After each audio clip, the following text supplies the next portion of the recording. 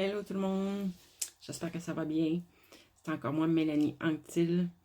Tu peux me suivre sur Facebook, Mélanie Anctil Pro. Voir vraiment toutes mes vidéos aussi sur ma chaîne YouTube, Mélanie Anctil. Sur TikTok, c'est Shakti 222, il me semble. Bref, je suis ici aujourd'hui pour te partager les enseignements que j'ai reçus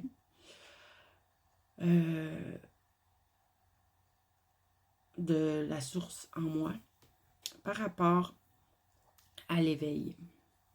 Sans aller dans les détails là, de chaque... il y a quand même des étapes à l'éveil. Pour certaines personnes, les étapes se reconnaissent, sont vraiment définies. Pour d'autres, ça l'est moins. Donc, ce qu'on doit comprendre, c'est que c'est une évolution constante. Et à chaque étape, il y a ses particularités, évidemment. Oui, il y a aussi l'éveil que moi j'appelle le grand éveil, l'éveil total, l'éveil ultime, qui est comme... qui peut avoir l'air d'être le bout de la route, mais qui, selon moi, ne l'est pas plus non plus. Ce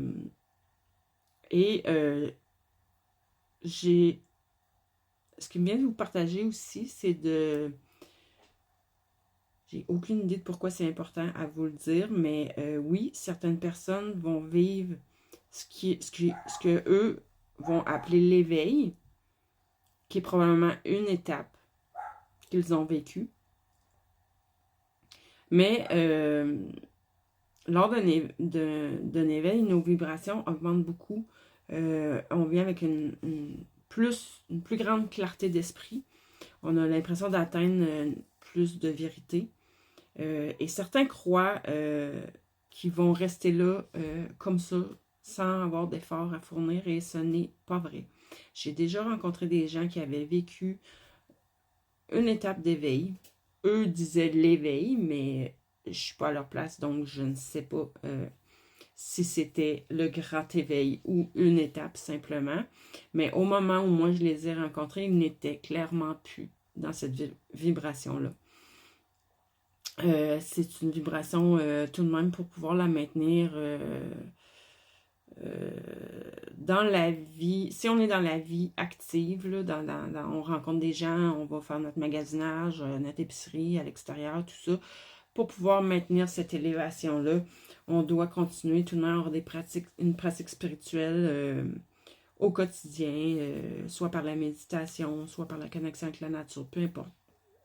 Je crois qu'il y a plus d'un moyen, il n'y en a pas un seul.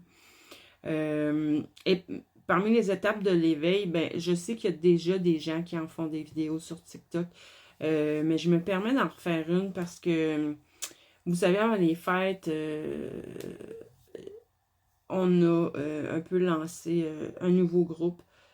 En fait, j'ai rien fait là-dedans parce que j'étais trop occupée, mais pour répondre à une demande, on a lancé un nouveau groupe et j'avais bien mentionné que ce groupe se voulait être un groupe d'énergie positive pour se soutenir et s'élever ensemble. Et malheureusement, avant les fêtes, j'ai vu des messages suite à ce que certaines personnes avaient partagé qui étaient encore du jugement, qui selon moi n'est pas du tout du soutien, pas du tout lumineux, pas du tout de l'amour. Et c'était sur le sujet de l'éveil. Donc c'est pourquoi j'ai eu l'appel d'en parler, parce que oui, je comprends que dans les textes, on parle dans certains textes de ce que j'appelle l'éveil ultime. Mais avant d'en arriver là, on vit plusieurs éveils. Et c'est important de respecter chaque personne où elle est rendue. Et respecter aussi, surtout quand c'est quelqu'un qui partage quelque chose qu'il a vécu. parfois, c'est simplement une erreur de dire l'éveil. Parce que, bon, je viens de l'expliquer, mais vous comprenez bien que rendu là, c'est juste une question de définition. Donc, avant de juger, moi, j'ai pris l'habitude de demander à l'autre, c'est quoi pour toi? Là, ici, ça va être l'éveil. Ok, tu me dis que tu as vécu un éveil. C'est quoi pour toi l'éveil? Comment tu le vois? Comment tu le définis? Si, comme moi, la personne a conscience qu'il y a plusieurs étapes à l'éveil et qu'elle a vécu une étape de l'éveil, puis elle peut avoir vécu le grand éveil aussi. Qu'est-ce que j'en sais, moi? C'est elle qui va me partager. Dans ce moment-là, je vais lui demander plus d'informations. Ça m'intéresse de toute façon. Chaque fois que je rencontre des gens qui ont vécu soit des étapes ou un grand éveil, je suis curieuse. J'aime savoir comment ils l'ont vécu parce que aussi, ce que je me rends compte, c'est que c'est pas nécessairement chacun qui va le vivre de la même manière. C'est pas tout le monde qui va le vivre de la même manière chacune des étapes, bien qu'il y ait des points communs, tout de même. Mais c'est pas tout le monde qui va les vivre de la même manière. C'était vraiment le message que je ne sais pas si ça va intéresser certaines personnes. Écoutez, venez me le mettre en commentaire si vous le souhaitez. C'était le sujet auquel j'étais inspirée de vous partager aujourd'hui. Je ne prétends pas avoir la vérité.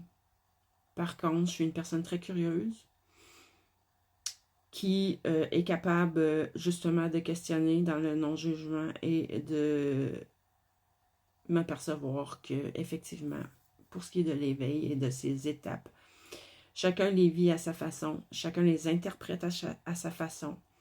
Et oui, il y a plusieurs étapes. Et oui, certaines étapes, on peut avoir l'impression que c'est le grand éveil qu'on a vécu. Parfois, ça l'est. Parfois, ça ne l'est pas. Parce que certaines étapes qui sont très, très, très, très belles, très lumineuses, très nous amènent dans une grande, un grand bien-être, une grande béatitude, une grande connexion avec la source en nous. Il y a des étapes où on développe nos dons. Mais développer ces dons, c'est pas l'étape ultime non plus. Il reste encore d'autres étapes avant d'en arriver à l'étape ultime. Ça, par contre, je le sais. Pour en avoir vécu plusieurs étapes. Mais non, je ne me considère pas comme une personne qui a vécu l'éveil ultime. Je le sais que je ne suis pas encore rendue là.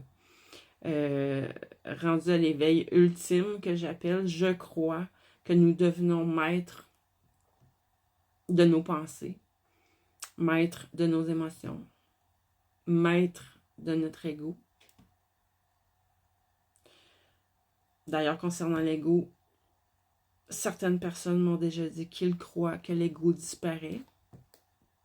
Pour ma part, je crois que tant qu'on est un être de chair, je crois qu'il y aura toujours une partie de notre ego qui va être là, présent. Mais selon moi, mais je peux me tromper. Vous pouvez me le dire si jamais vous avez vécu autre chose.